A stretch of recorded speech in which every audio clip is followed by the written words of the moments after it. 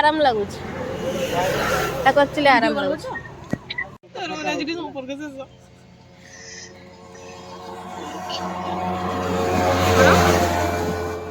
एतक हला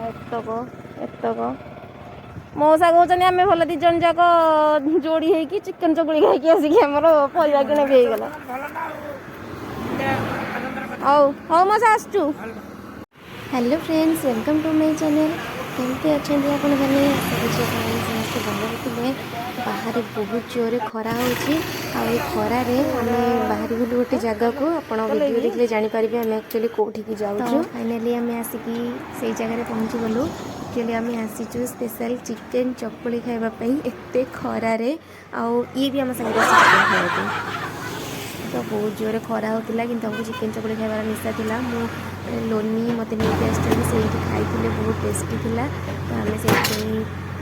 पलि आसिलु खावाई चिकेन चकुड़ी तो देखो चकुड़ी बना चली चिकेन तो ऑलरेडी बना ही रही थाए और टेस्ट तो पूरा माने मस्त थाए खाइला पर ही जना पड़ो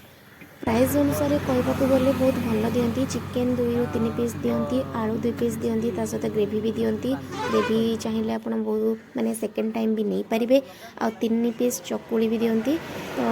बहुत माने भल अच्छी बहुत भल भी माने प्राइस अनुसार क्वांटिटी तो बहुत भल अच्छी फाइनाली चिकेन चकुड़ी आसीगला आबे तो माने आउ रही होनी एत जोर खरारे सकाळु किछि भी खाई नथला चिकेन चकुड़ी खाइबा आम पूरा खाइबा को माने लोनी भावुचंदी मुझे फोटो उठाऊँ बोली तो फाइनाली आम ए खाइलु टेस्ट पूरा बढ़िया थिला आउ एटा एक्चुअली मते तो बहुत भल लगिला पूरा माने मजा आसीगला एक्चुअली नुआ जिनस कि छोटे माने जानिले एठी सेटा मिलुची कि माने नुआ जिनस जानिले तो खाइबा को मते बहुत इच्छा हुए सइला खोरा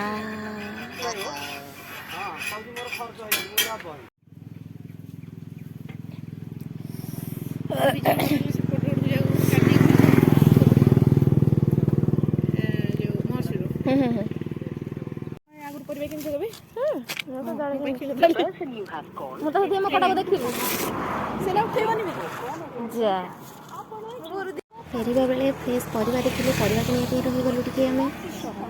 बैगण केते 30 काकुड़ी 30 टमाटो 30 लोनी काकुड़ी नबो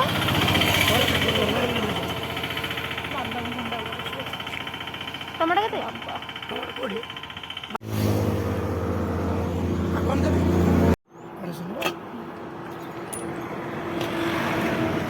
केते समय जाके रहउछंती अच्छा आ खाइबा खाइबा आसुची केते मोरो ना एटा हां तम तो ना ना तम केजी टे नहीं मु 500 नहीं छी पूरा केते केजी लागे तो दीटा को केजी लगे दीटा केजी हां हां हां केजी केजी एक केजी हां इधर मो इधर पूरी बोले रे बता कोडा कोडा आपण कर आगन और अच्छा कौन सा लगा ना जिया आगे मांगरो जे बड़ा कोबिटा हां कलर प्याज हां बैगण केजीटा तांकर 500 टा मोर एती तम आ को छी मका एतो तमरो मका बैगण 500 बैगण मोजन करथिली हां हां कोडा टमाटर बैगण 30 टका हां एटी सुनो ना कोबी हला 45 40 टका